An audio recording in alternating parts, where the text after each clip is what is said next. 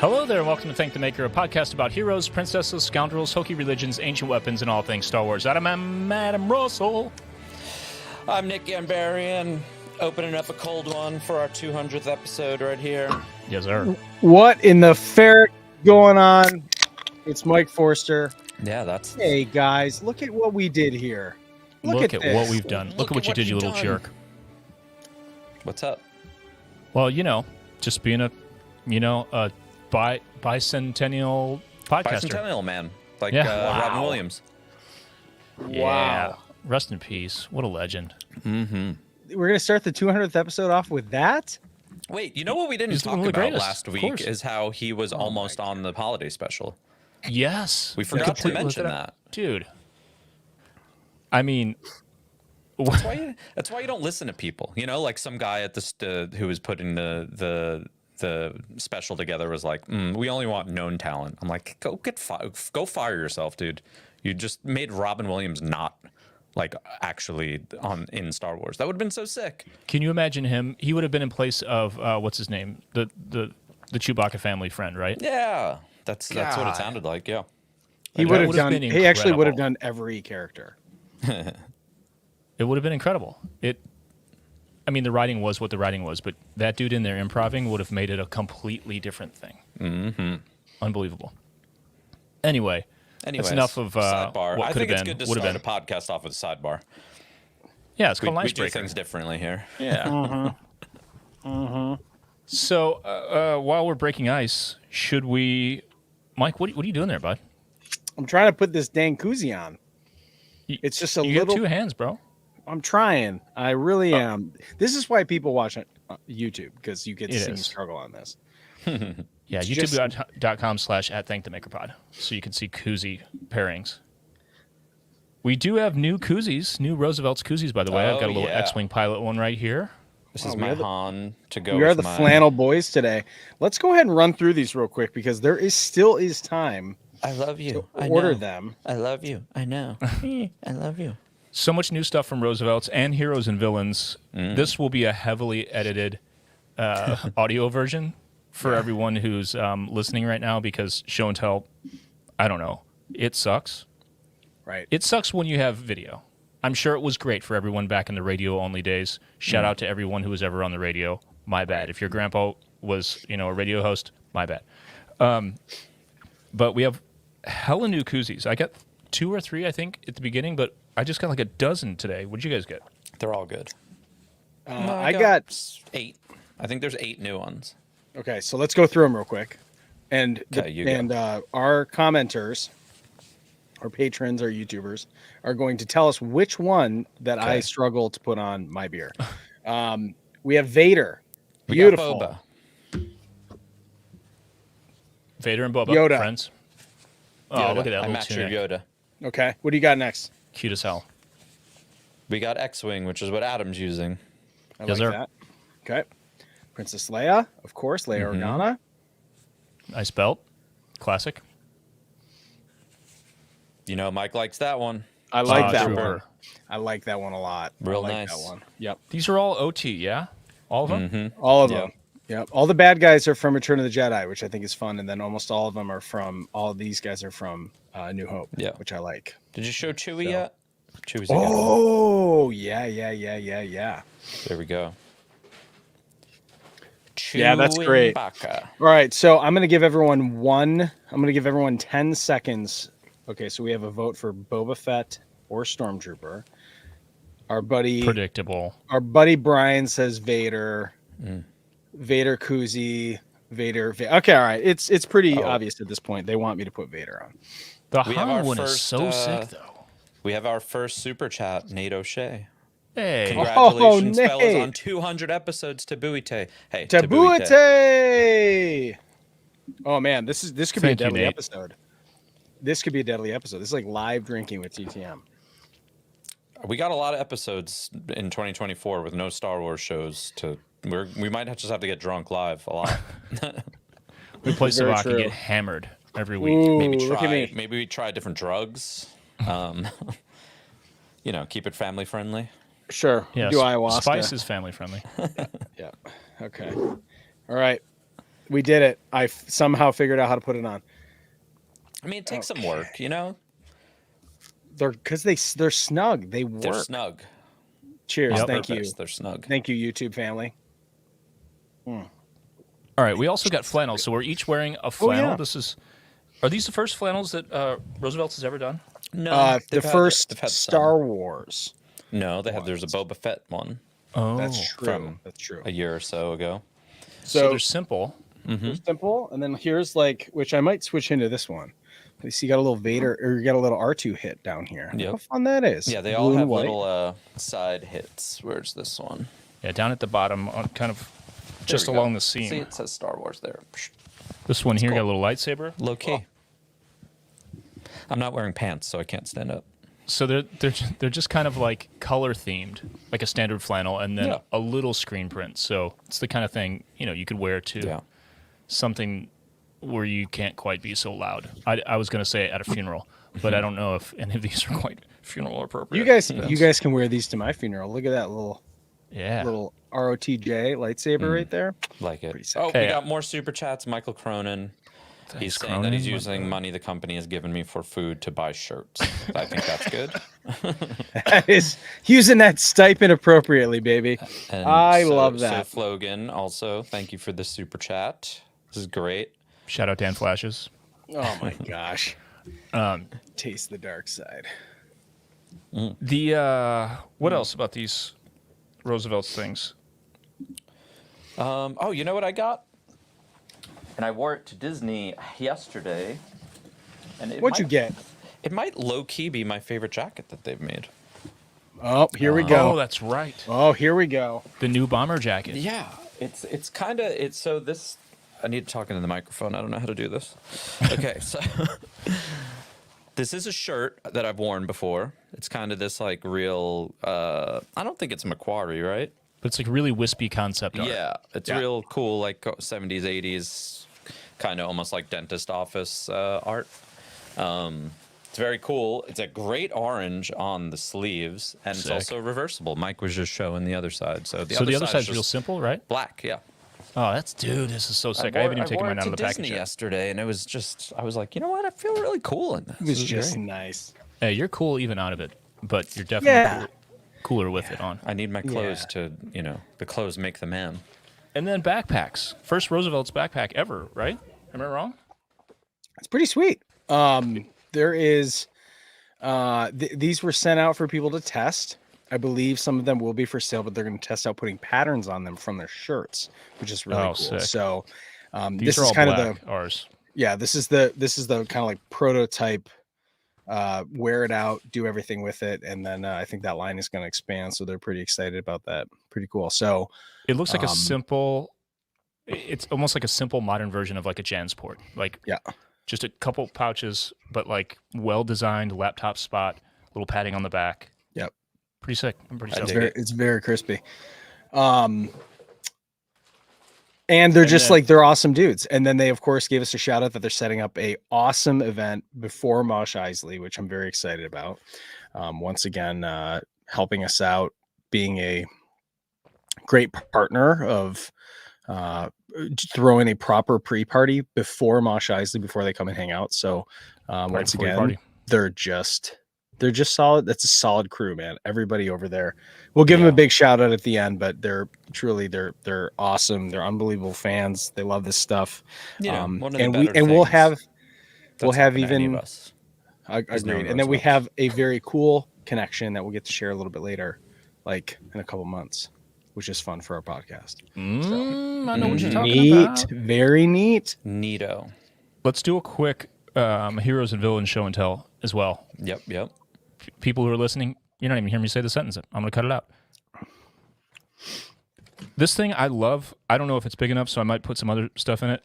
It's like a toiletry bag. It's an Ahsoka one. It's got the navy. Put your toilet in it. I'll put one toilet in here. A little Rebel Intelligence patch, or tag.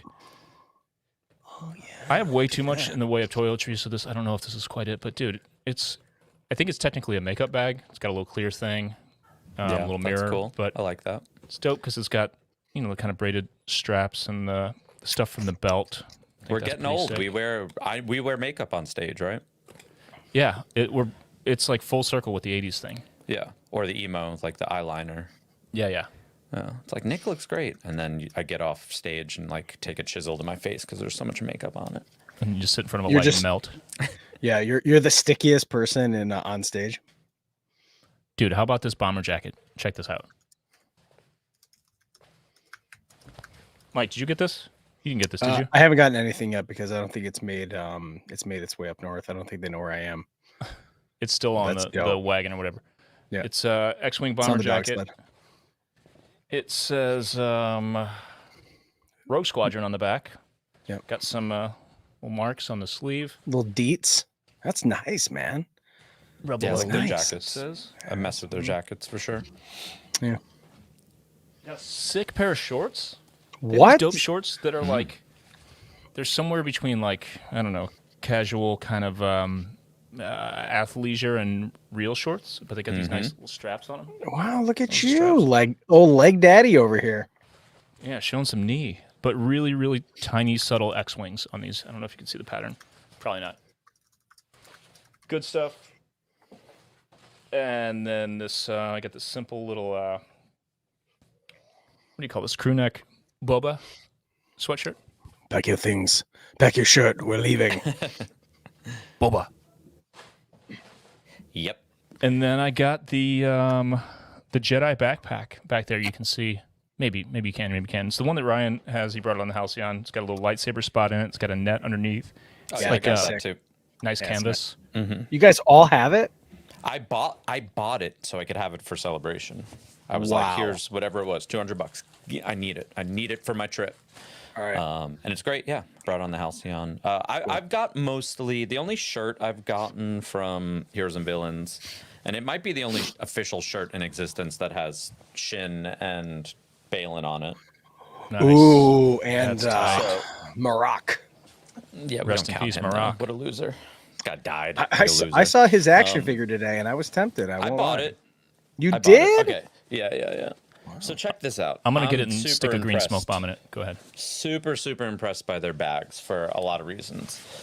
They kind of think about a lot of things. I'm not a bag connoisseur, so these kind of pockets and compartments might be in other bags and other whatever, but it comes with like what I assume is like a kind of a laundry or shoe bag. Oh, yeah. Lots of pockets inside. But check this out. This is another, I think I run into the problem a lot where I don't know where to put shoes and luggage because you don't want your shoes touching your clean clothing. Yeah, right? gross. This bottom of the bag zips, and I'm pretty sure that's a shoe compartment. Whoa, what's up there, Bag Daddy?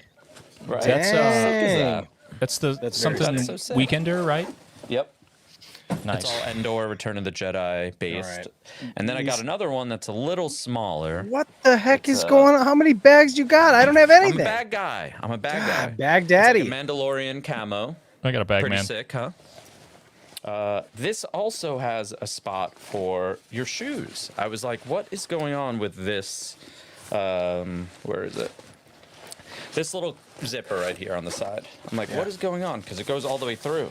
Look at that. That's you where put a put cat your in shoes. it. Oh, you you can put your shoes cat in it. it. Yeah, You yeah, put your yeah. shoes. One cat per then- compartment. Wow. Also cool, there's an outside zipper on this side that when you open it, leads to almost this like toiletry looking area. So when I go on tour, I'm set up. Dude, that's shit is sick. the bring in the venue from the bus bag. Absolutely. Wow. I would really like if all four of us had exactly the same flannel, pack, shorts, and we all walk in places together. And then, but don't act like we know each other. That's what I was also hoping for. We'll look like a family that's on, their first Disney vacation. Yeah, all the matching stuff. I'm matching with shoes, shoelace colors. I'm with stupid, but the arrows is going everywhere. Yeah, right. You're supposed to be in line. Shout out Jason Chiodo for dropping the Home Shopping Network GIF in the patron chat. Thanks, bud. Thank you. Jason. Selling samurai swords. Oh, that's good. All right. It's so sharp. All right, let's talk about it. You know what we're talking about. 200 episodes, man. Wow. It's an arbitrary milestone, but it's a milestone nonetheless. And I'm proud as hell. You know what the average podcast gets up to episode-wise? 4. I think it is literally 4. Oh, it's a lot of work. It is. Yeah. It's a lot of work, but it's worth it. It's been something that started as a passion project and has continued as a passion project. I always tell people the band is my full-time job. Sorry, the band is my part-time job that pays full-time money, and the podcast is my full-time job that pays part-time money. You're getting paid? $9 a week, bro. You see my account? Wonderful. We made it. It is. We did it. It's something that is. I'll pass on advice from another podcaster, one of the hosts of my favorite podcast ever, Skeptic's Guide to the Universe. It's a science podcast. They, I want to say it was like a live show, and they were taking questions from the audience, and one was, "Can you give any advice on starting a podcast? I'm thinking of doing it, blah blah blah." And Jay's response was, "Well, first I'll tell you, don't do it. Just don't do it. You think it's a good idea? Maybe it is. It's probably not. Someone else probably already did it. It's really hard to get into. It's a lot of work. And you think, yeah, I'll just, as long as I make enough to, just pay the bills, that's fine. I don't have to get rich." It's like, no, that's not realistic either. Don't You do have it. to get rich. Don't do it. It's hard. So we do it because we love it. We love to talk about Star Wars, and we love to hang out. And in this case, inadvertently build a little awesome community. And that's what this whole episode's about. Thank goodness for that. Really. Yeah. That's the unintended amazing consequence of all of this is the community, then Mosh Eisley and its own community. It's been great. It's funny, like you kind of touched on, like, don't do a podcast. Someone probably already did it. I remember when you guys were coming over my house to record before I was a host, and you guys were like, yeah, it's called Thank the Maker. I'm like, that's got to be a podcast name already. In my head, I'm like, that has to be taken. You guys can't use that. Dude. And you were like, yeah, it is. It's ours. It was being used. It was Thank the Maker with a different subtitle. It was actually about building. But they had, I don't know, maybe a dozen episodes, and it had lapsed for a while. That's always it. Whenever you think of like a new Instagram or Twitter handle or something, you're like, oh, sweet. Like, remember when we even had Mosh Eisley? I don't think that we got the tag right away, but wasn't there there was something that was inactive for like 5 years that was Mosh there was Eisley something else. hashtag or something like that, right? And we were like, of course it exists, and no one's doing anything with it. But the fact that we actually got Thank the Maker for real, and it was the first real Star Wars podcast, like you said, doesn't make any sense. It's too good of a name. I'm not trying to, like, we didn't make up those words. We just decided those are the amazing words that should be the title of something. Luckily, we got in at the right time. It was like early pandemic. So this was like a long time coming kind of project that finally hit the road once we had nothing to do with but be at home, Ryan Key and me. And I don't know, maybe there were a dozen other people trying to start a podcast called Thank the Maker the month later, and we just happened to jump on it first. But got lucky in January 2019. That's when it was, right? Yeah, coming up on 4 years. Yeah, sure was. And shout out to Ryan. Ryan really was on board up until probably 20 minutes before we were going on. Ryan just had a kid last week. I'm sure everyone knows that, so congrats, Ryan. But yeah, he really was like, hey, baby emergency, can't make it. So, it do be like that. I think we also have to give, I think from Nick and I and Ryan, of course, like Adam, you have been our fearless leader in all of this and being incredibly dedicated to putting out a show a week. Not all of them have been recorded a week, but your dedication to this podcast as a friend of mine is quite incredible. And I think it's part of the reason why it is sustained in its quality, and also the fact that we've had some really fun topics on here. We've had some amazing guests that we're going to say thank you to later. But myself, I was an avid listener before joining up with the crew. And I know in the comments, people are like, you are the GOAT of the Star Wars podcasting network, because without this podcast, there's a lot of stuff that wouldn't have happened and come after. So my brother, thank you, man. Mm-hmm. May the force be with you. Thank you both. Thank you. I mean, if Mike, Ryan, or myself were in charge the way you were, we wouldn't have reached 200 episodes. That's for sure. We would have stopped at that 4-episode mark for sure. I will. I very humbly accept and appreciate those thanks. But you should be thanking my equally helpful and obnoxious OCD for this. Like, yes, I mean, we it's love just your OCD. That's what it is. I can't stop. It's Can't a problem. not. Can't stopping. What's the yes, we can't never not stop nope. stopping. And never stopping. It's it's like anything I've ever been passionate about. The ADHD and OCD kick in. I get the hyper focus, and then I don't stop like to a fault. And then when I do stop, it's a terrible crash. But yeah. I think don't too, thank though. me. Thank my terrible genes. No, it's okay. That's fine. We love your genes. They're really great. But I think too, what some of the podcasts, I think what you see a lot in the Star Wars verse is like when I was really getting into the podcast, of course, in the pandemic, everyone's looking for other people to connect with, right? And I know very specifically that there just kind of seem like I can't really do like loose conversation stuff. I love podcasts that have a specific topic. They have a start and an end. Like there's specific reasons for why. And I think that's what really attracted myself. And I know a lot of other people was that like they were interesting topics. And I think for people who are curious as to how this show gets made, we're usually bouncing around topics of like, this could be cool. I don't know if we could fill half an hour worth of discussion about this. And then also try not to make it just be like a banter podcast of, like, let's just talk about why Boba Fett sucks. Right. It's not, we don't do that next week. That's next week. Oh shoot. Yeah. Right. I wasn't supposed to blow that, but this is why Boba Fett sucks. Yeah. Right. But I think the part of it that makes it really awesome is just that there is a lot of thought that goes into these discussions. Some of them are obviously much more light-hearted and playful, but some of them have tackled some really great topics that I think are important discussions to have. So thank you for everyone who's responded to these. Some of these episodes we put out there and we're like, is this a little too far? And then we get fantastic feedback from the community. So I think it's in some ways, even though we might not be getting new content for a while, I feel like we could talk about so many different things related to Star Wars in that way. So that's what makes the show pretty special. Yeah. And we're going to have to, I know we've reached out to Patreon and stuff. Like it's probably the best time ever to be a Patreon member for the fact that there's not a lot for us to actually talk about.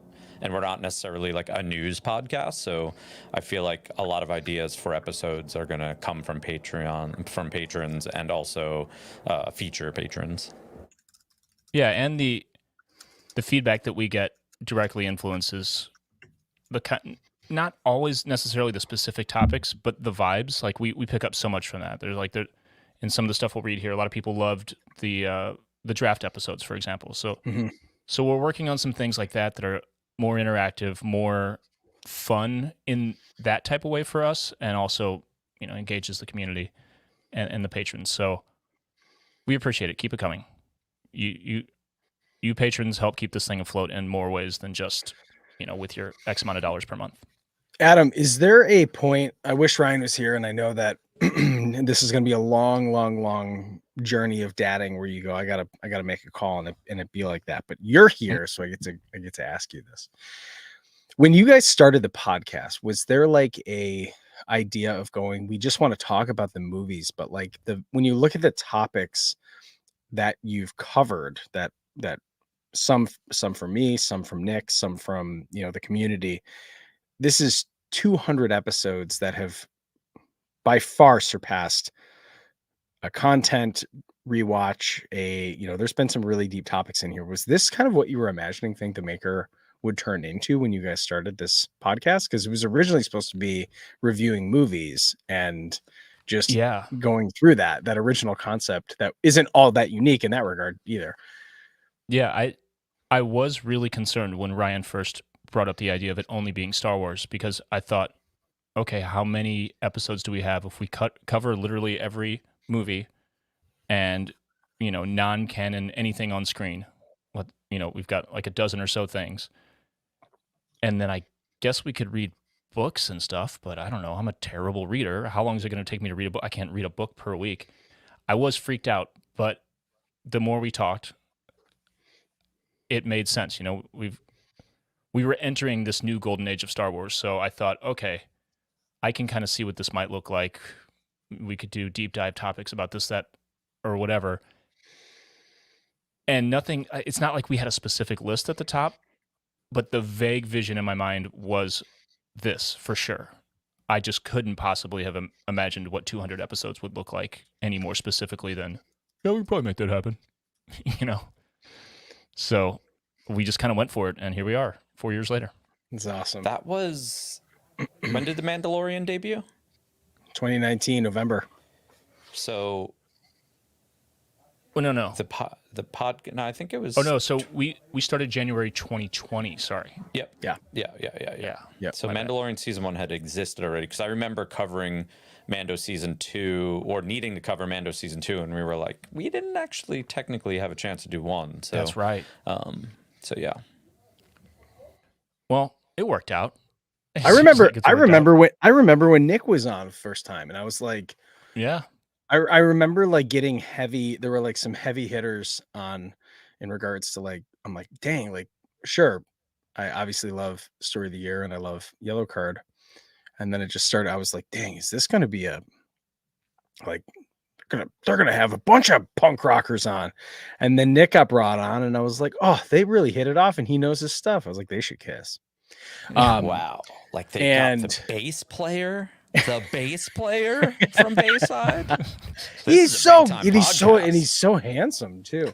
But I think what's awesome about it too, like for people who have been interested in when the show, I think, used to feature more musicians on it, and occasionally will still do. But you know, at the beginning, I mean, there's a great list of punk rock guys that have been on this podcast that are huge Star Wars fans. I think probably in some regard, we had maybe surpassed the topical discussion of Thank the Maker. And I feel like Dion, did he say that he's the most reoccurrent guest on Thank the Maker? He must be, yeah. Self-proclaimed. And I think he's been on 4 times, right? Yeah. Yeah. Well, yeah. Which is awesome. Cause then you're looking at dudes in emo and punk bands and then being like, and Dion's on the level. I mean, it's incredible what this franchise has done and somehow captivated this and weaved itself into this little community too. Yeah, we definitely thought we were going to lean more into it at the beginning, and it's not something that we got away from purposely, but we talked about this recently. Musicians, they're just hard, you know, the big diehards like us are a little harder to find, and we've in a lot of ways kind of reached the maximum of our overlapping friend groups. But we have gotten some messages from people recently about some other folks in bands. Like apparently Scott Ian from Anthrax is a huge Star Wars fan. Got pictures of Galaxy's Edge and stuff on his Instagram. So that would Tom be Morello. Last time I saw Fat Mike at the Punk Rock Museum, I was talking about the podcast, and he's like, "Have me on. I don't really like Star Wars, but I definitely have a story about ditching school to see A New Hope." Yeah, I was like, "Yeah, that's probably a good episode." So hey, or maybe you think terrible. Is he doing anything? Can we bring him on? Is he doing anything? We definitely can't monetize that episode. Yeah, that's gonna break some content. We'll go. Let's go on that topic. I mean, should we get into some of our guests, or you want to go? We'll do that later. Well, let's do that now. Yeah, let's get into it. Well, before we do the bands, we should mention we also got really lucky early on, and I think it was kind of like we were leveraging both sides of it, you know, to get guests, because we brought our friends on. We had Ryan and Josh from my band on, Chad Gilbert from Newfound Glory on, Samir from Flyleaf, Alex Gaskarth from All Time Low, John Feldman, Ashi Bashar from Beartooth, Mike Herrera from MXPX, and of course Dion. And Ryan, because, you know, the story that we've all heard a handful of times about how we met Ashley Eckstein. I've never heard it. She was the first big guest to come on, and this was early. This was like episode 7 or something insane, like within the first 20. It was crazy. So we had Ashley Eckstein on. She got us James Arnold Taylor. We got Emily Swallow via Ryan's longtime friend we went to high school with, Pat Husinger. Yep. who has acted with Emily Swallow, Paul Sung-Hyung Lee via Mike, via Armor Party, which was another incredible thing that came out of this podcast, and Amy Allen, who played Ayla Secura, who is the wife of an old friend of mine, Chris, the drummer of Hoobastank, Chris Hess.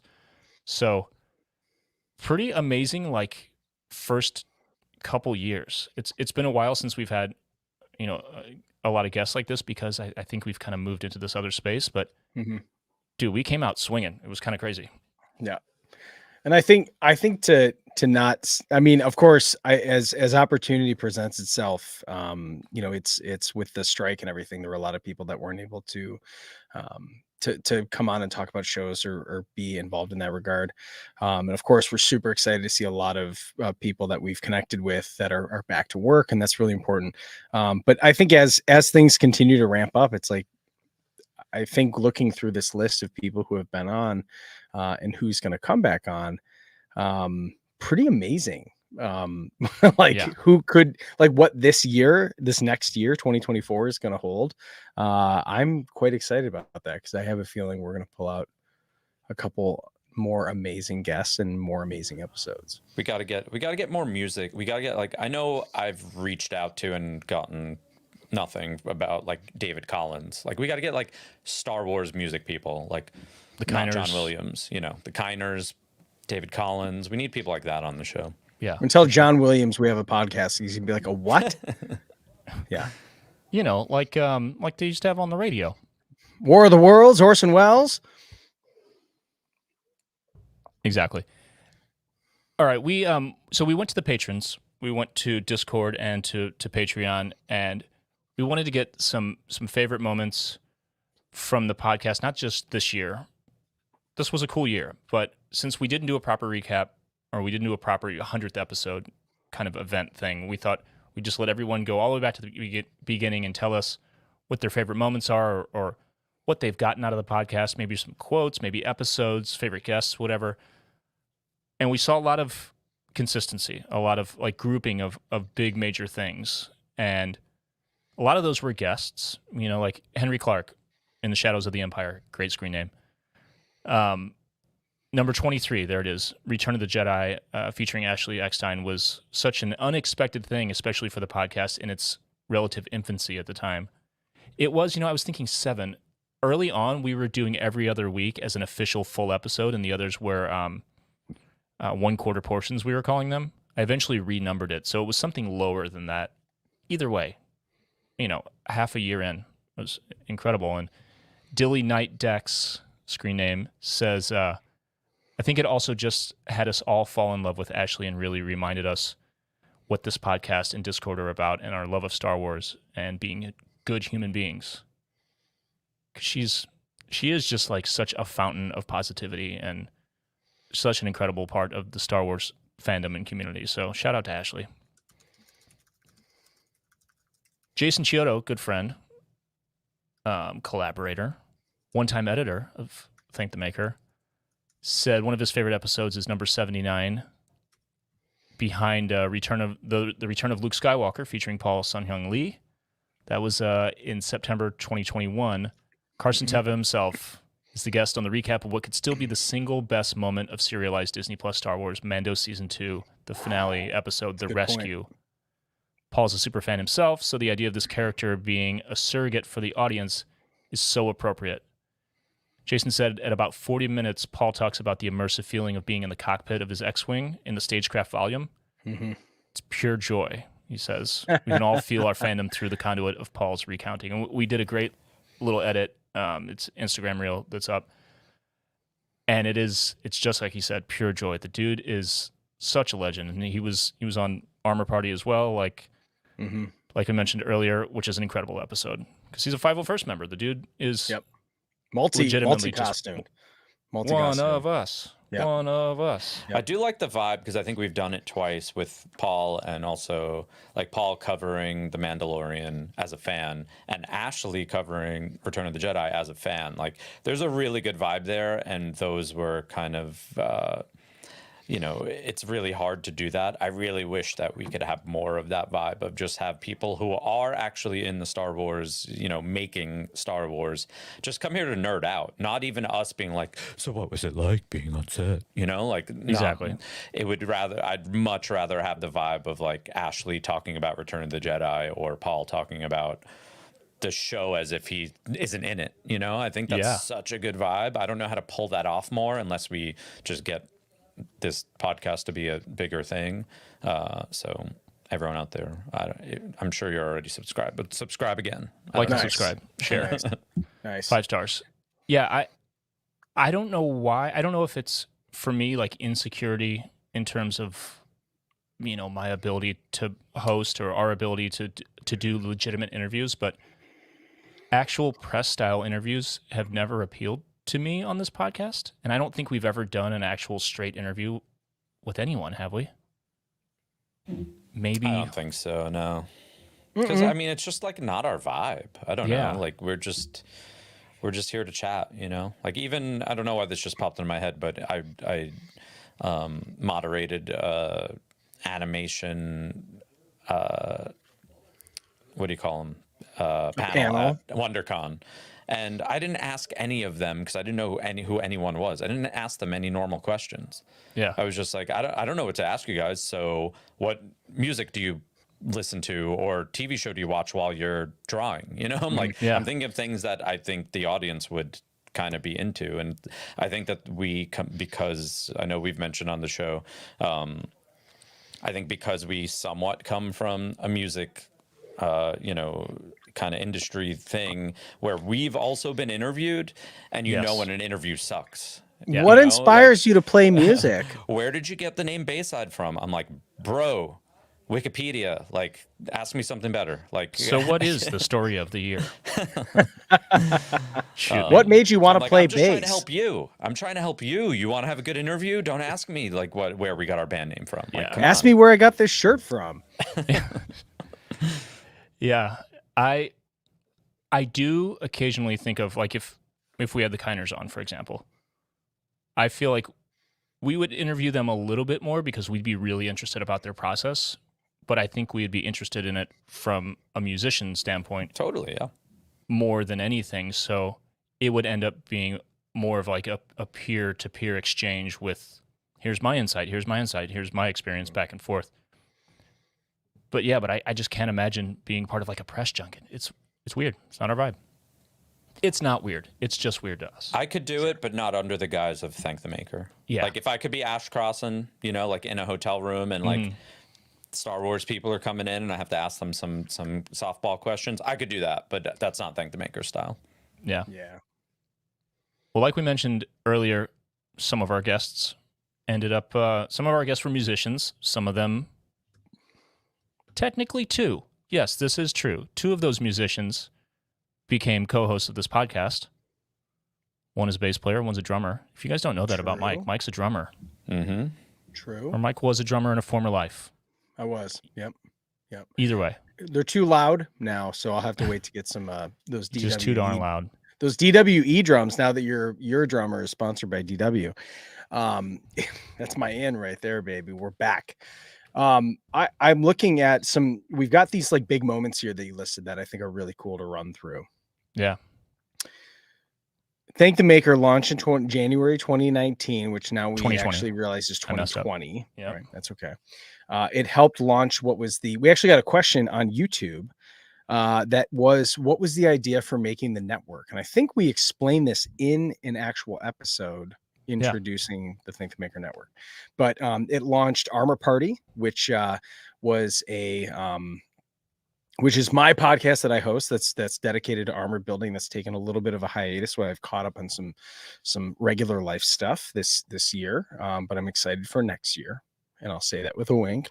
Mm-hmm. And then also our friends Sarah and Steven run Princess and Scoundrel, which is a little bit more of a parks, Disney topics, kind of more of a generalized topic podcast about park going, costuming Star Wars still.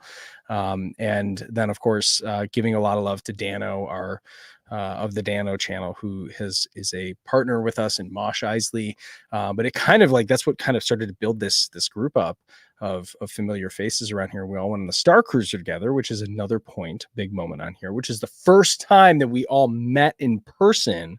Wild. And I remember specifically standing outside of I think it's, I don't know, Kicking Boots.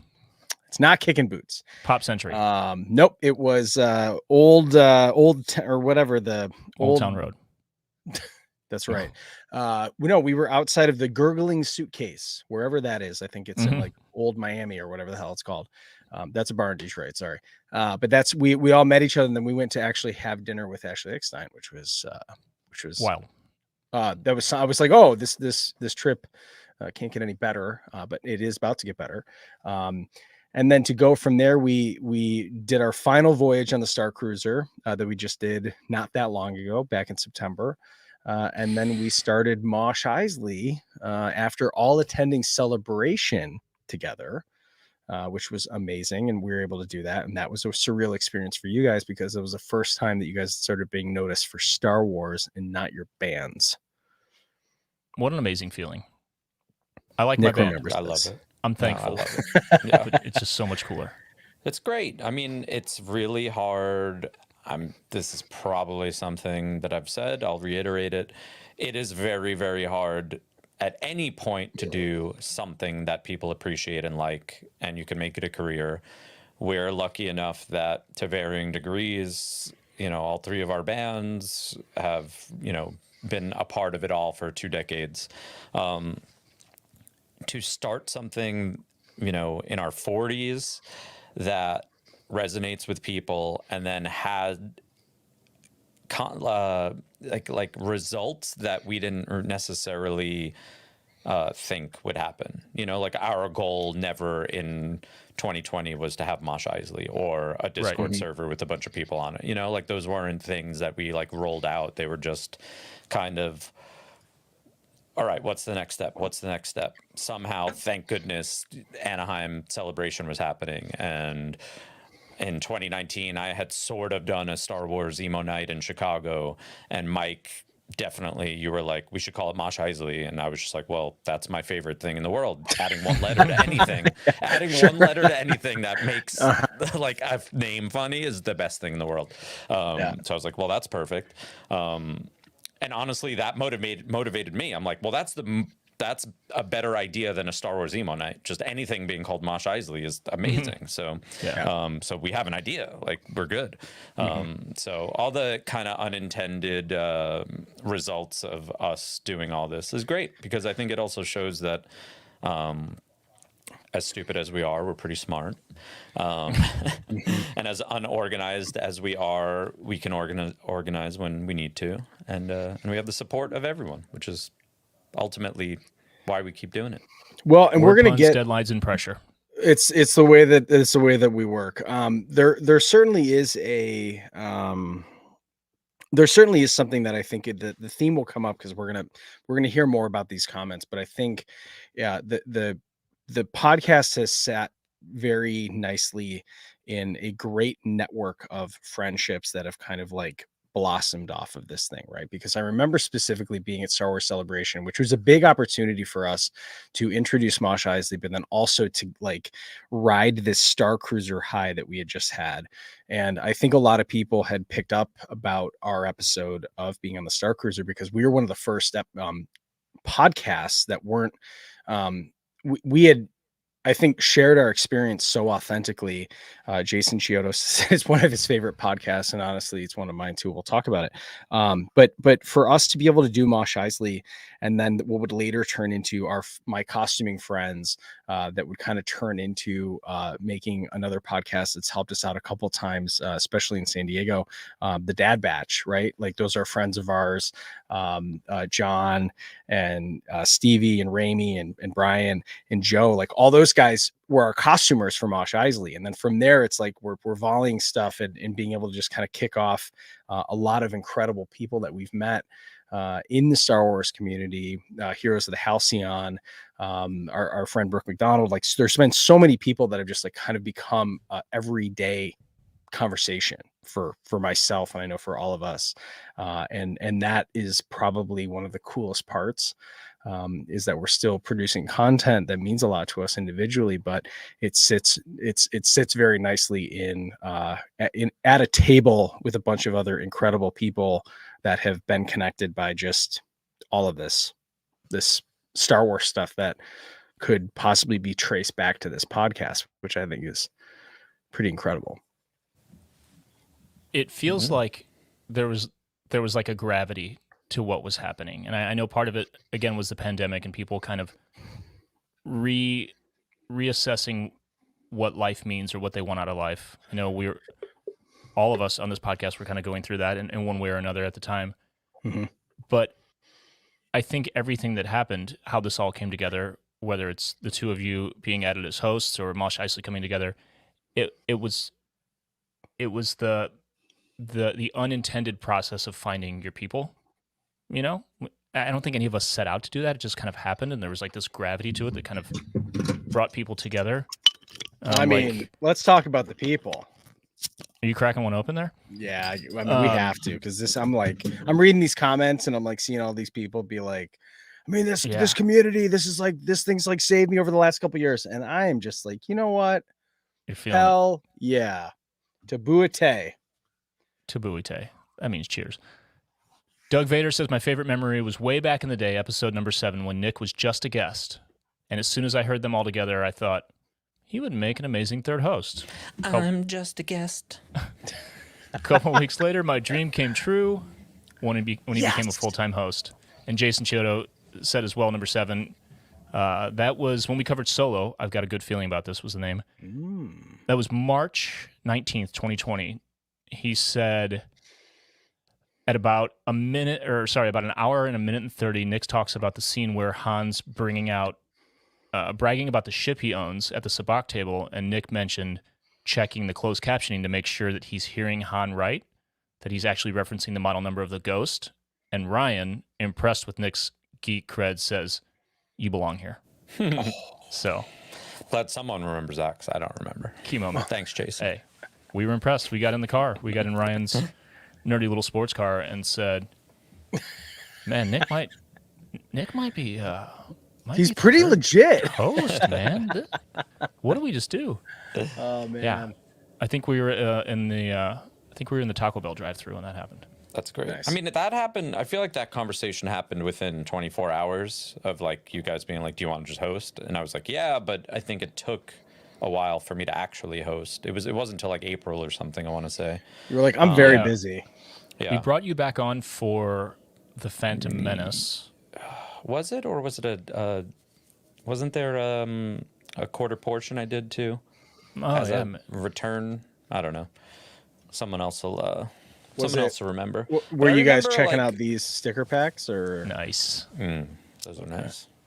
Okay. I do remember kind of being like, well, I love talking about Star Wars, and that was a lot of fun. And at that point, I think the only 2 Star Wars podcasts I listened to were the Resistance Broadcast and the Sith List.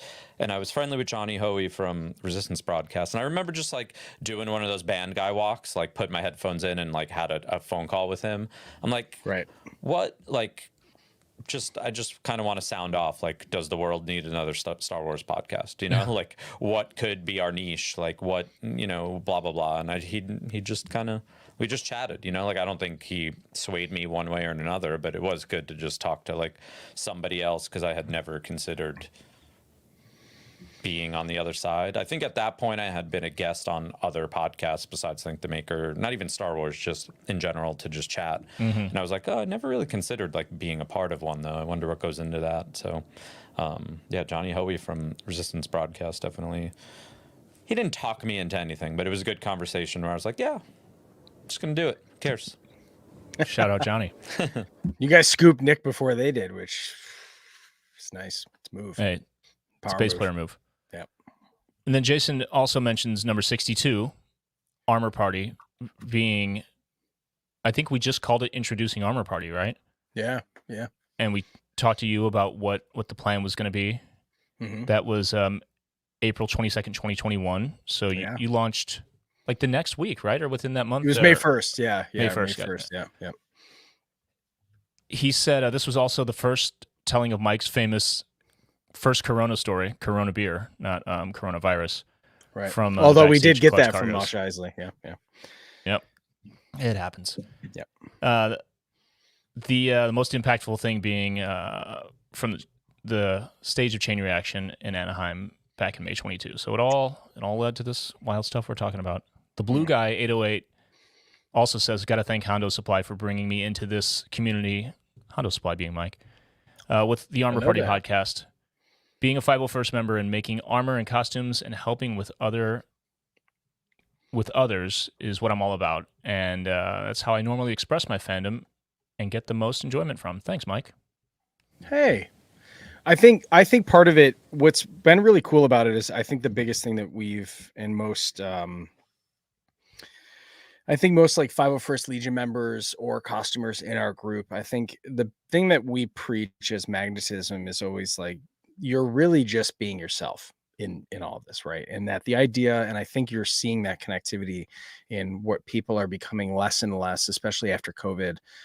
We were all just like, I just want to be happy, man. I just want to be happy, and I don't care anymore what people think, because at some point we just have to stop caring and just choose to be happy.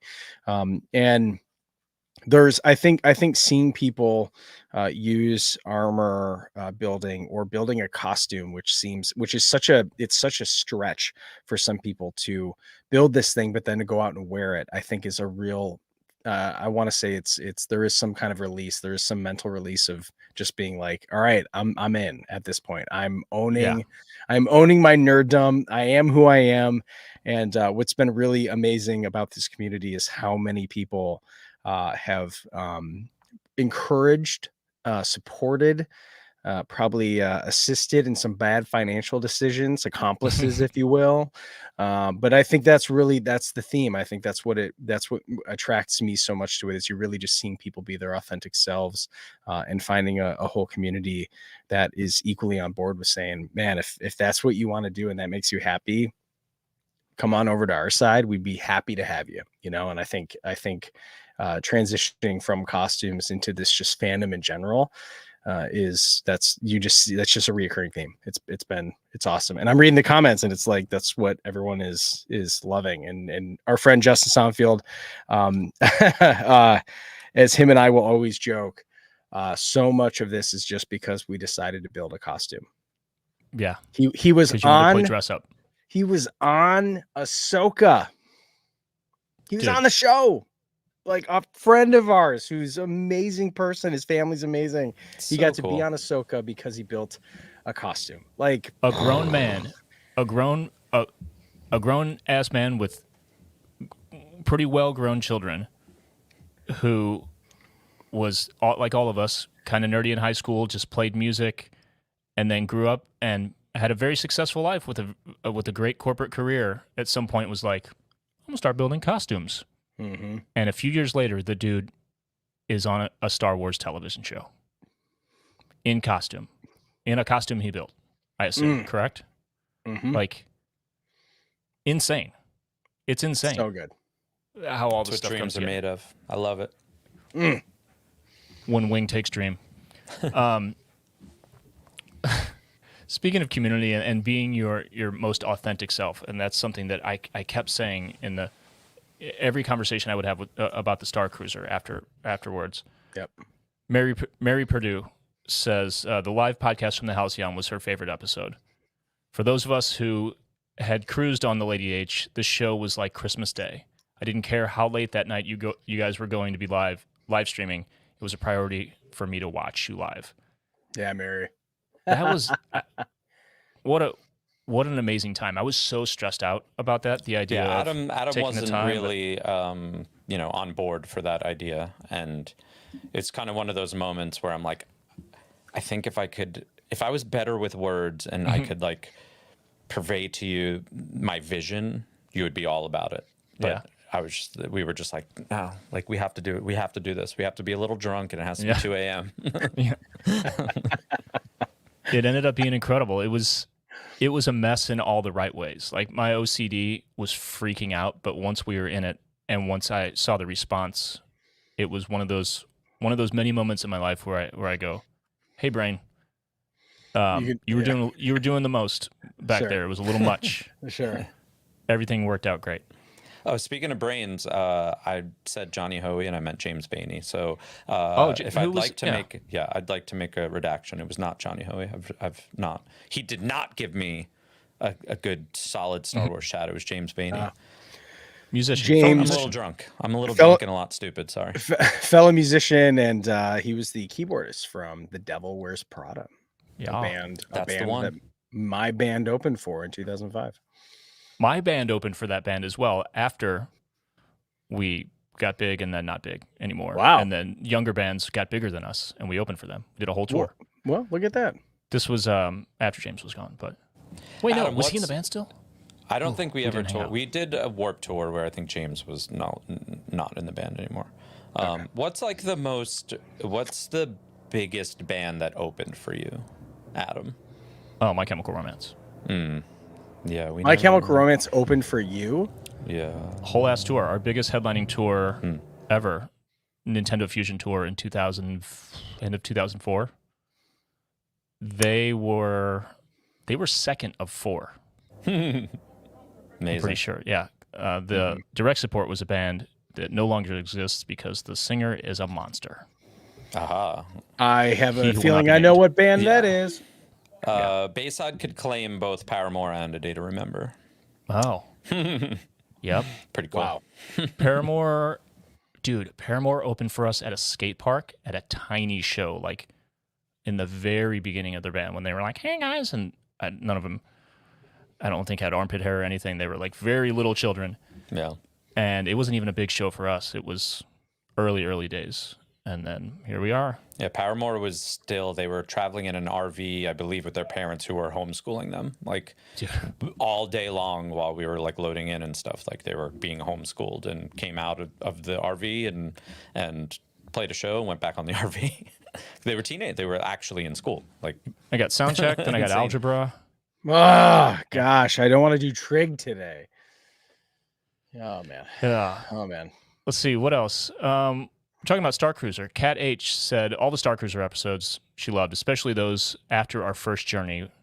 Said we did a way better job than Disney ever did to help us understand what it was and why it was so special. And without our Discord community, she never would have found a group of like-minded nerds from all over the country to share the Starcruiser adventure.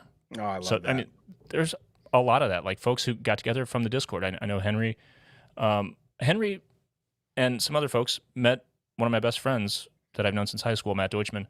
They went on the Starcruiser together. I think I connected the two of them. He ended up in their group with, I can't remember who else was in it. I'm a terrible person. But yeah, it's not just, meetups at cons or at Galaxy's Edge. The fact that a Starcruiser group or 2 or 3, I don't know, came out of this is, awesome. God, it's incredible, man. Yeah. If only there was a way to market the Starcruiser. If only there were people who liked it and spoke highly of it. The other thing is too, we had heard after our Starcruiser, our final voyage, that in the break room there was kind of like a motivational, these posters that they put up, and they said there were only 2 posters that stayed up the entire time during the Starcruiser while it was open. One of them was, I believe, was Wasted Fett when he wore his whole Din Djarin suit on the bridge. So we had Mando out there, and then the other one was that amazing shot of all of you guys on the bridge. Austin Romero's there with the Darksaber, and they were like, those were the only 2 guest images that were up in the break room. And that was kind of like as it was described to us, it was a this is what this is this is the group that it's supposed to be for, right? For when you go out there and you have a rough crowd or a couple guests that maybe aren't like bought into the magic of it. It was kind of like a reminder to be like, remember, you can give this experience to people. And I think that's pretty cool in that regard. But I know that I've heard that a couple times, that our Starcruiser episode was one that convinced a lot of people to say, okay, let's give this a try, because this feels authentic and we weren't paid to be on it. We paid our real ass money to go on that thing twice. But it's totally pretty incredible. So I'm very happy. I still listen to those episodes sometimes just to, when I'm driving, I'm like, man, I remember this. I remember it so vividly. It's like, I'm glad that Kat had that same experience. Jason says something really funny here. He said, he's told us this a couple times, but at the time listening, he said, I was never more enamored with a bunch of strangers' vacation story. Essentially. Yeah, right. What are they going to do next? Yeah. And I mean, it worked, obviously. He went with us for the last voyage, so. Yeah. So happy he was there for the last one. Because it's one of those things where, still to this day, I get so excited when someone hasn't been to Galaxy's Edge and I get to show them around. Like, I actually did it last night, And so it was great to have Jason there, who I know was just going to appreciate it, but for us to all kind of have that experience and just look at, the childlike wonder on Jason's face. He made it onto the YouTube too. Jason's great. Here and the little hand stuff. So good.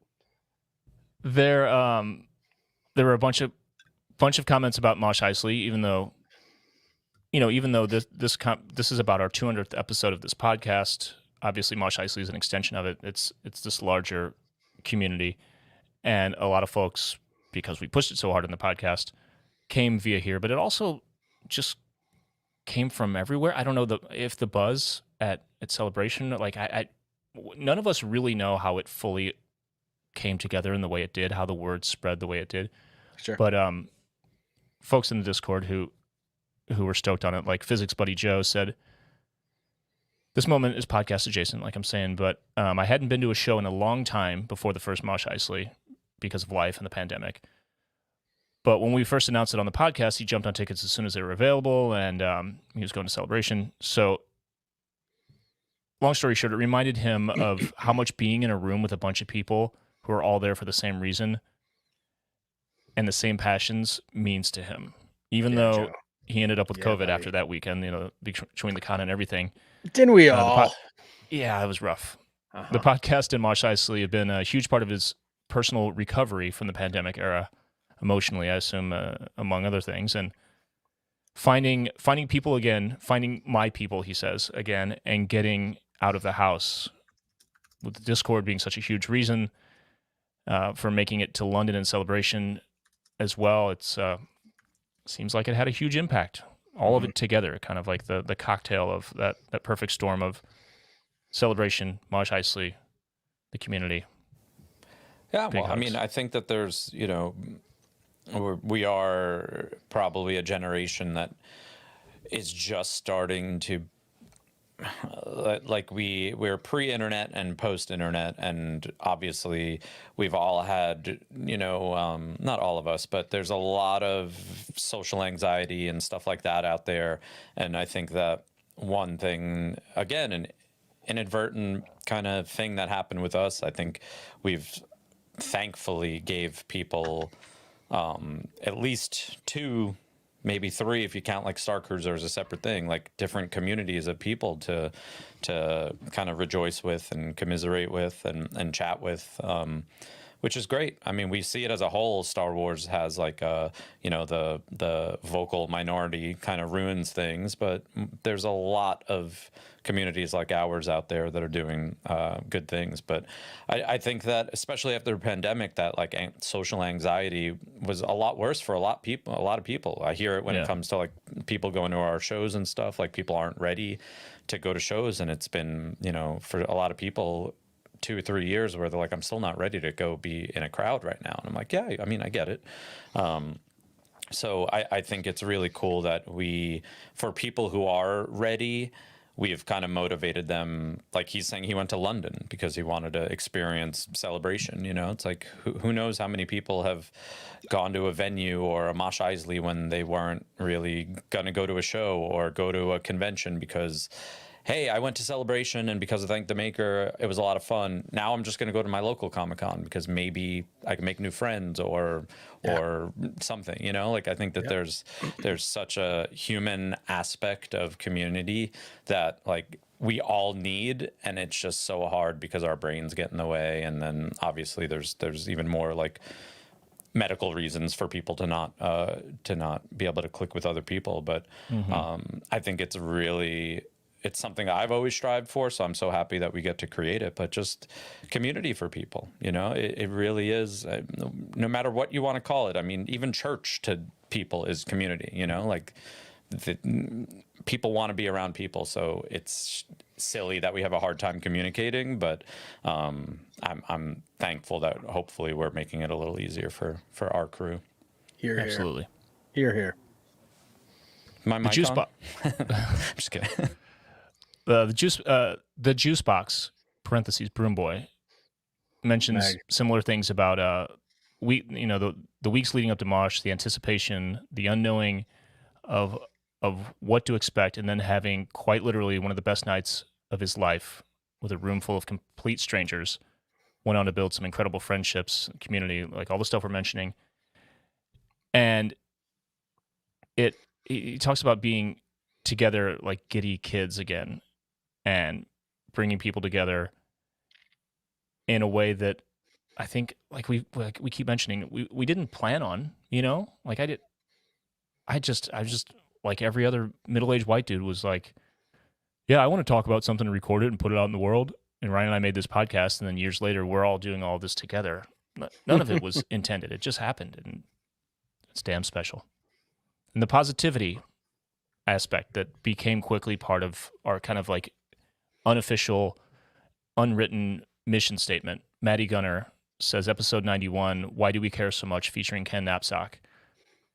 He says, Ken, Joseph, and Jennifer at Force Center have long flown the flag for positivity in Star Wars, and with Ken now being a friend and mentor of his, awesome. It was amazing listening to the conversation between a group of people I respect for their choice to discuss why we love Star Wars. As Qui-Gon Jinn said, I don't turn towards the light because it means someday I'll win. I turn toward it because it is the light. Sick quote. I don't know what book that's from, but I love it.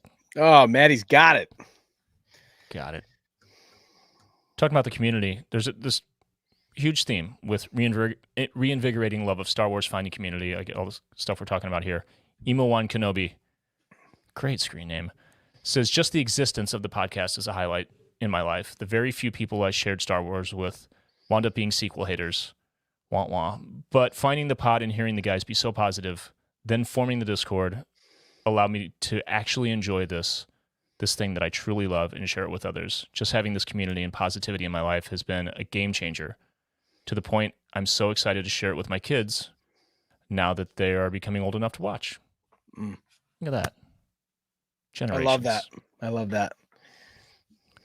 M. Nanny says, same thing, enthusiasm, making them fall back in love with Star Wars. Kelly Koala Bear emoji says, I'll second the reinvigorated love for Star Wars. I also think it's amazing how this has truly become a Star Wars podcast in its own right.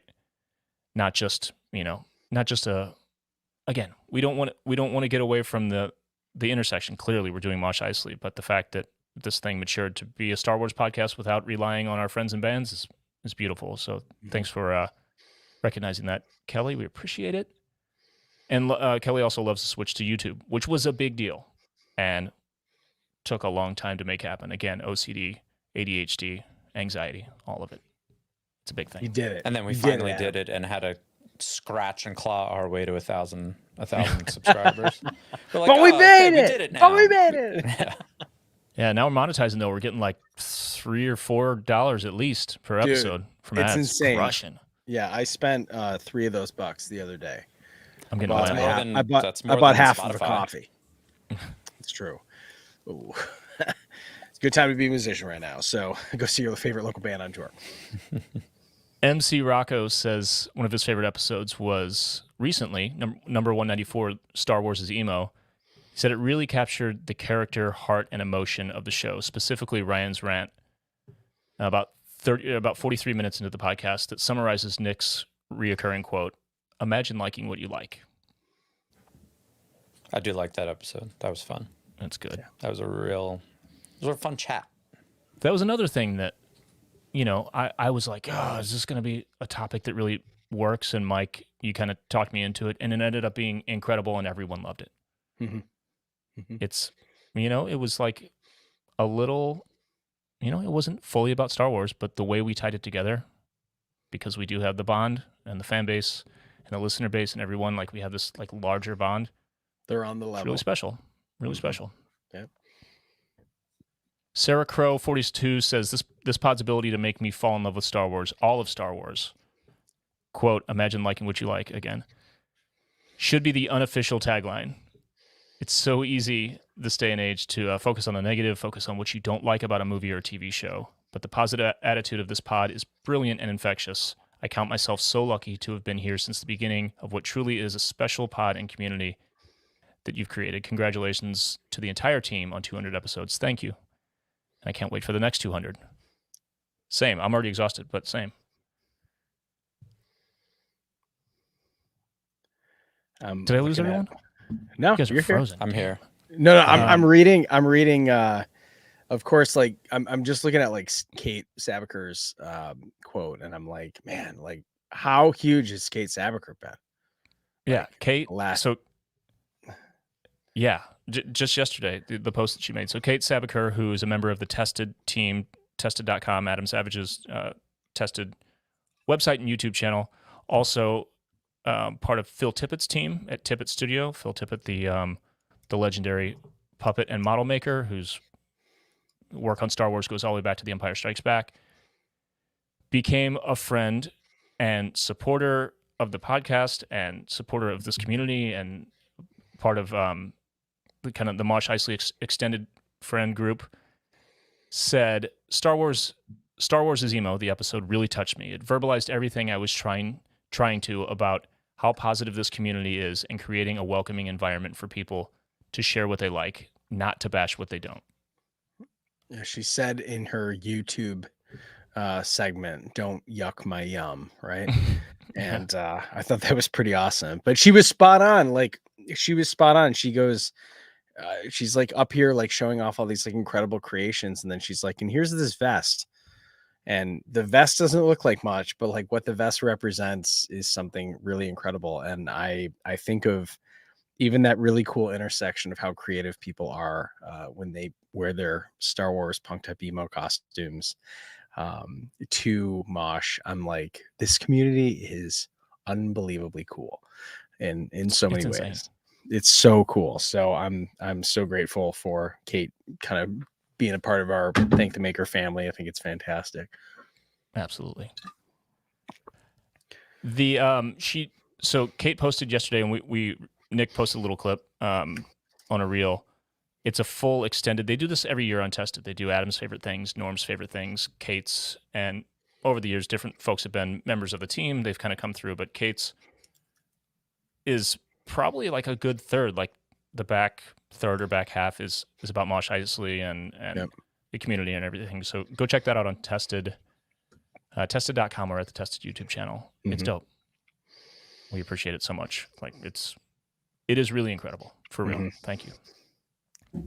And then we have a big, as is tradition, a big, long, heartfelt message from Stacey Leanne, one of our earliest patrons, I think, probably. Mm-hmm. She's amazing. She our Rolodex of every time we forgot something, she is on it. Yes. Some people got memories, not me. And I love her enthusiasm for this podcast. She is a very fan. Yeah, it's. Did we lose you? It's incredible. No, we're good. We're on. Right? Yeah, we got a little squirrely for a second. Okay. There's a few different things in here. We can each kind of read some of them or summarize, but she made an amazing list of kind of a running joke that we've had since the beginning, and it started with us talking too much about Top Gun, Ryan and me specifically, to the point where the joke became Thank the Maker, a Top Gun podcast. And then we get on a rant about something else, and it's Thank the Maker, Paula Abdul podcast. Thank the Maker, a Star Trek podcast, you know? So she has this full list of every time that ever happened, and I think I really need to go through and find all these and just compile it into a thing and make a reel out of it. It's pretty epic. But Stacy says, I'm such a fan of this podcast that I had to go through my personal notes and gather all of my thoughts before posting. 100% agree with Emo1 Kenobi that the very existence of this podcast is a highlight of my life. To finally find people who are both passionate and positive was kind of validating in a way. And yes, there are other people who are as geeky and excited as me. I almost couldn't believe it. Isn't that like a cool thing to, like, so much of the internet is so terrible, but so terrible to find people that are like you, whether or not it turns into a full-blown community kind of thing is one of the things that makes this hellscape worth it, you know? Just like the validation of, we're not talking about like truly weird stuff. We're just talking about things that maybe like your local elementary school group didn't vibe with the same way. You know what I mean? Just like finding those little niches. There's like a certain rigidity to life. There's certain things you're supposed to do. And guess what? All of those things you're supposed to do not actually benefit you. Like they benefit at this point capitalism, you know? And it's like, whatever. We can't burn it down tomorrow. But I would like to think things like this have a wider reach than we can all imagine, you know? Like there might be some unintended subconscious consequences of like you feeling happier at work, you know, like because you're of something that might sprout from this community or a relationship you have or music or anything like that, you know, like that's, to me, that's the most realistic way to like enhance your community and change the world and all that type of stuff. You know, it's like, it's not, we're going to burn it all down and start tomorrow, you know? It's like, that's, look at Star Wars, you know? It's like you defeat the Empire and you have some weird decade or so where the good guys are in charge and then they just lose and the bad guys are in charge again, you know? Like there's got to be a process to it all. And really the only way the entire world is ever going to change is everyone's just happier and nicer and has what they need. So it all starts with Thank the Maker. She says, Thank the Maker's given me some of the most supportive friends I've ever had who have been with me through some of the worst years of my life. Wow. I've always said Star Wars came into my life when I needed it the most, and I've realized the same goes for this podcast. As I started listening to this podcast, I started having health problems, but also started making real and lasting connections with this growing community. I've had so many favorite moments, ranging from funny to heartfelt. I love that our hosts can be both hilariously goofy and also deeply emotional and loving. It fits the bill. It really does. Fits the bill. She says a lot here. I don't want to read the entire thing and do a true monologue of it, but she calls out a few things. Like there's this adorable exchange in episode 55 around the 54-minute mark where Adam says, I like it. I like Star Wars. And the giggle from Ryan when he says, me too, is the best. Like we're just... She said it's like the epitome of the podcast. We're just like we come in like anything, you know, you get to work or you get home or you show up anywhere and you're maybe not necessarily in the best mood. You're not fully prepared to do what you're about to do for the next hour. I know I'm never on time. I'll be in the worst mood and we start talking about Star Wars and we just like dig down on a point or we just take notice of something that happened in a show or something.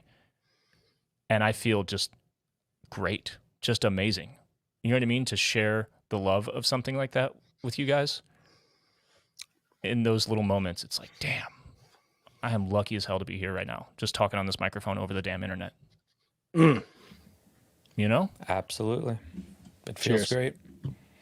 It feels great, and it's motivating, you know, to want to not only keep it up, but accomplish more. I think that getting to a certain point, whether, you know, we could lean on music or or maybe Mike with like, you know, your career and all that stuff. It's like all you need is a little bit of inspiration to be like, oh wait, some people like this, maybe more people could like it, you know? Yeah. And Right. it's a real unique thing that we have going on when it comes to that, where it's just like, oh, we have all these people who, you know, they're having conversations with themselves at this point on, you know, each other, I should say, on Patreon and Discord rather, that we're not even a part of, because they've all become friends. You know, they've all met and become friends based off of just listening to this podcast. You know, so We are like, what they grow cool. beyond. Yeah, yeah. Yes. They know way more than us. Yeah, that's so rad. That's so good. Yeah.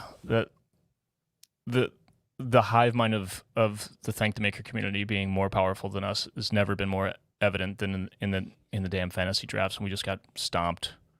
Yeah. By Rick's Bricks. Like, Don't bring it up. It's, Don't bring it up. Oh, Sexy Sax is upset now. People really love the fantasy drafts. Got a lot of comments. We about have to that. do ours for It's a this lot of year, fun. don't we? So, what did we decide? I was thinking we wait until closer to the Super Bowl after. Oh yeah, that makes sense. When is that? February or something? February, yeah. Not that that's when drafting happens, but you know, it'll be sports ball fever. We could. I have a random idea. Might as well just tell you now. But like, we've been trying to get. You remember on the last Starcruiser when me and the kids were opening up Topps Star Wars cards, trading cards. Yep. Our friend Kevin's trying to hook us up with Topps to get a bunch of boxes, and I feel like we could like almost do our own. Not that the fantasy draft should be based around the cards, but we could have an episode where we all open up packs and like present our 5 favorite cards and have like people vote on that, you know, like who got the best cards, that sort of thing. Yes, Yeah. I love this idea. Let's go ahead and do that. We're also talking about. We have a bunch of ideas because it's a new year, so it's as good a time as any to draw an arbitrary line between what we used to do and what we're going to stop, start, and continue to do. Some of those things are more interactive. Like we said, there's not a lot of content on the slate. We don't know what's going to happen schedule-wise yet. We mentioned the story pitch contest, you know, with patrons. We're going to do that. We're talking about doing like maybe playing some Sabacc online and just bringing in folks to hang and doing a total separate stream. In addition to the podcast, it's just like a hang and seeing what goes on with that. We've got some video ideas, and we've got some episode topics that are more, I don't want to say like game like, but more interactive-ish in a way. Yep.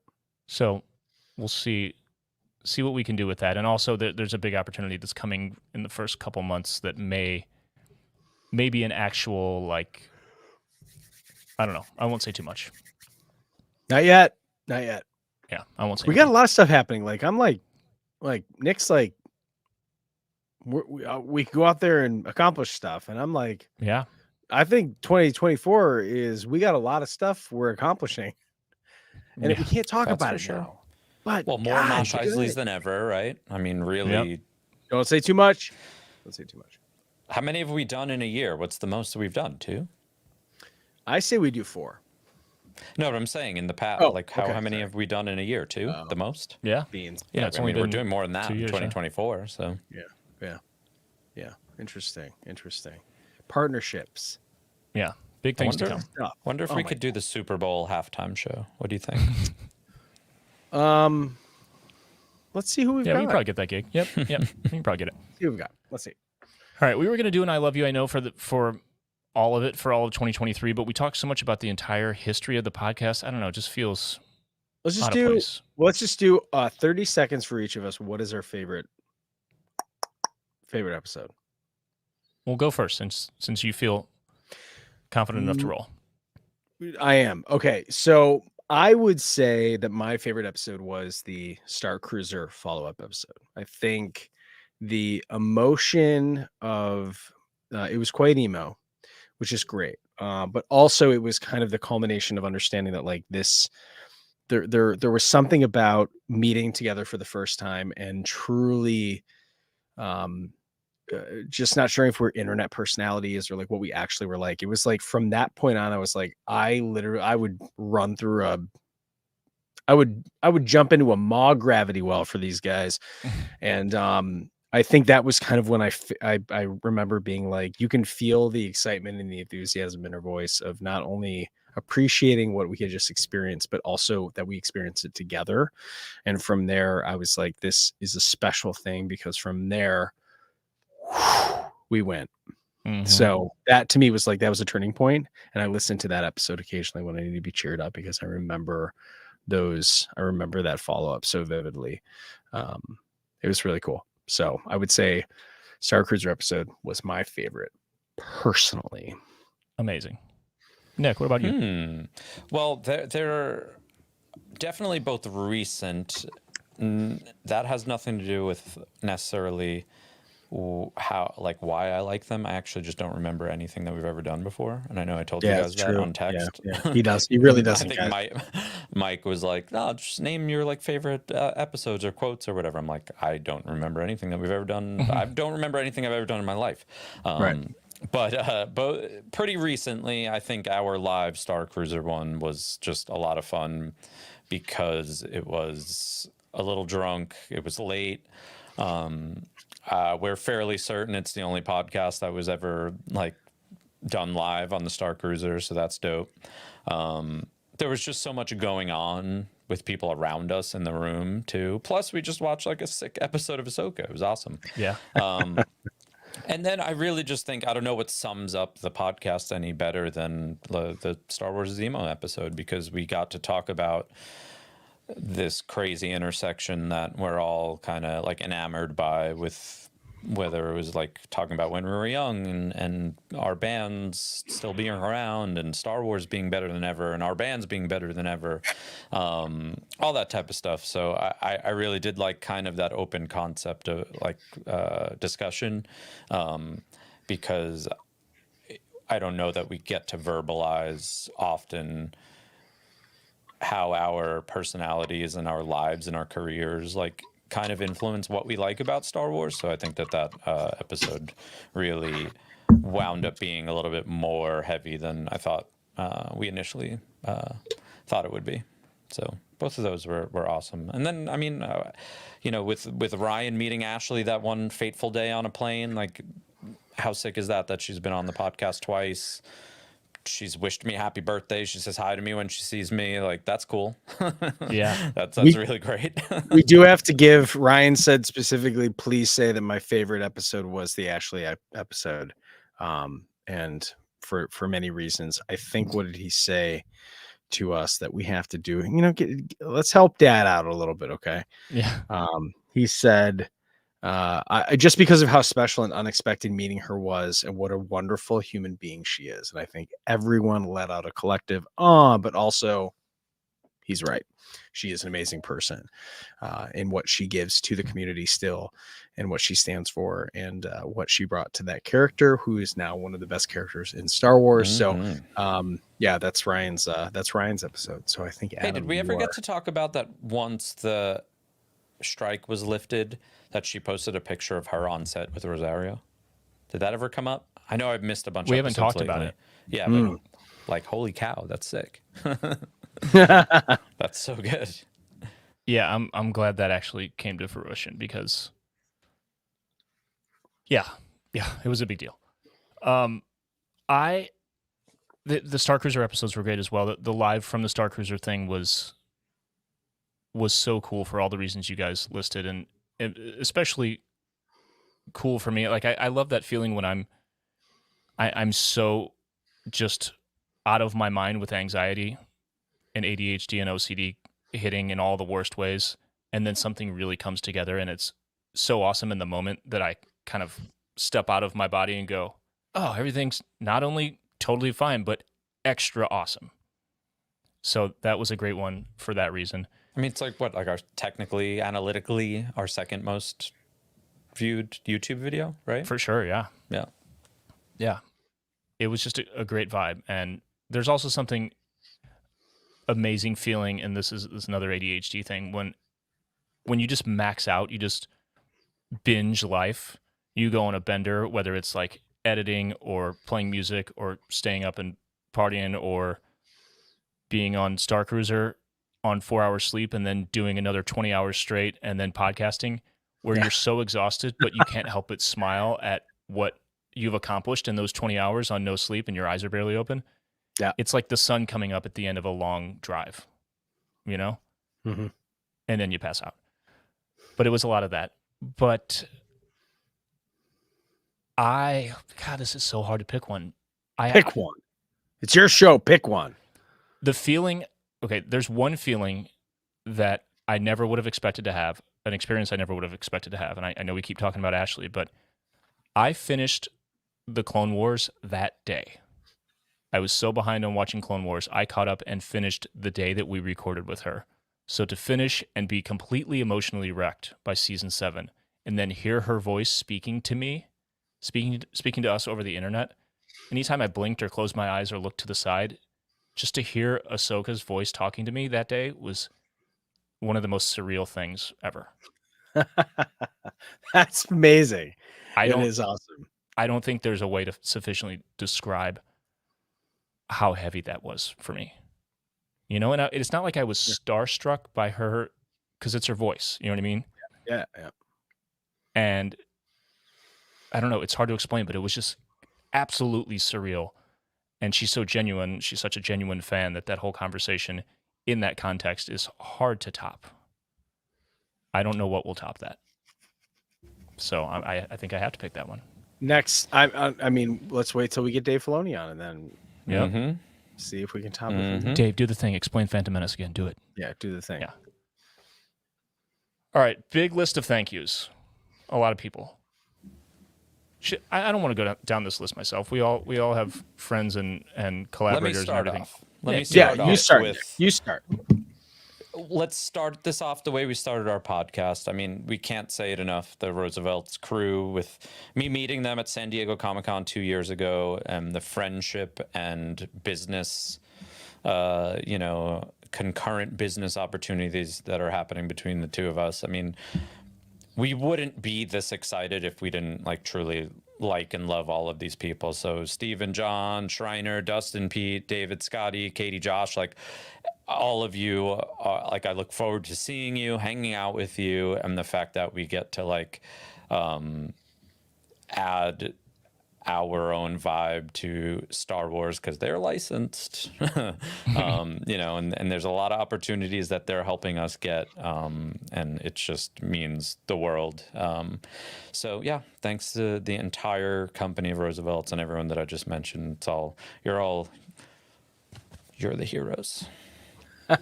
Well done. Heroes Segue. and villains. Shout out to them. There we go. New friends, new collaborators. We're stoked to work with those folks. Maker 20, I think, is the promo code for that. Do we have a new Roosevelt's promo code, by the way, also? It's off right now because they've had a crazy holiday sale. Got it. So we will get a new Roosevelt's code, is the word on the street. Word. Nice. The street being my email. Sure. From Mike. Mix. Yeah. Yeah. It's tough out there on email street. Shout out to musician friends that we mentioned earlier, some we left out. Dion Rexrout, Alex Gaskarth, John Feldman, Mike Herrera, Chad Gilbert, Ryan Mendez from Yellow Card. Sorry, Mendez, forgot about you. Ashi Bashar, Samir Bhattacharya, Travis Miguel from Atreyu, Kevin Jordan from This Wild Life. Thanks to Alex and Molly from Star Wars Explained for having us on. That was huge when we were on that show. Big fans of that. They're great folks, and they've been huge supporters of Mosh Eisley as well. Mm-hmm. Lacey, James, and John from the Resistance broadcast. Heather Antos and Charles Beecham, friends and both former Star Wars editors at more than one comic book company. Yep. Done a lot of amazing stuff, and they've both been guests multiple times. Shout out to Henry Clark. I thanked him earlier, but Henry is very helpful in a way that I can't say publicly. In addition to other ways. We all benefit from it, though. We all benefit from it. It's, dude, Henry also mentioned earlier he got us it's gone now, but the Twitter handle, just at Thank the Maker, from, I think, that other podcast that wasn't really around anymore at that point. Anyway, thanks for that. It's now X, and Elon destroyed it. It's fine. Shout out to Jason Chiodo again. Justin and Naomi Sonfield, Zach the Maker, and the Knights of Chem. If you don't know who they are, show up at Mosh Eisley. Thanks to Kate Sabaker again. Thanks to Ashley Eckstein, James Arnold Taylor, Emily Swallow, Paul Sun-Hyung Lee, Amy Allen, Austin Romero, Mark Bricky, Pete Fletzer, Sarah Stephen and Dano, the whole Mosh crew, and anyone or everyone who's told a friend about the podcast or shared it on social media. It's a big deal. Thanks to my wife for being supportive of me in this ridiculous venture. It's like I said before, yet another middle-aged white dude who thinks his and his friends' opinions are important enough to put out in the world in a podcast. I know it's basic as hell, but this has been amazing. This has been like the best midlife crisis project that I could have ever decided to start. Would you trade it all for a Porsche right now, though? No, I hate Porsches. I don't even like cars. Wait, is it a red 911? I'll do it for a Ferrari Testarossa with Don Johnson in it. And especially, all caps, most of all, thanks to our patrons, because I wasn't joking earlier when I said we get $3 per episode from YouTube ad revenue.